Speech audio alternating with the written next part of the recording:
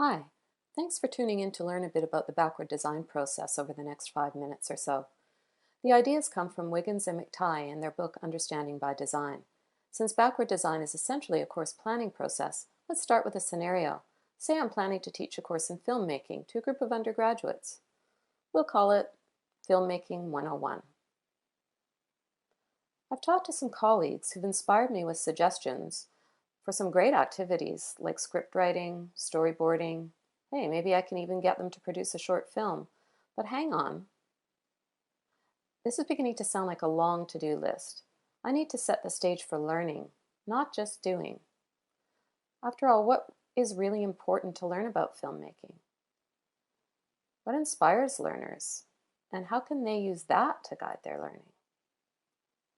And can I plan for understanding, or does it just happen? The three-stage backward design process is built on the premise that you can design for understanding when you start with your goals and work backward to uncover what your learners need to know in order to meet them. In stage one, you're envisioning what's important for learners to understand and grapple with, to know and to do. You're defining your learning outcomes. In stage two, you're identifying what evidence you and your learners need in order to assess progress towards those outcomes. And in stage three, you'll be designing the activities that will result in that evidence of understanding. Each stage builds on the other and makes it easier for you to design for meaningful learning. It's called backward because instead of starting with what you'll do in your course, you're starting with what you intend for learners to know and understand. Let's recap. What makes backward design effective?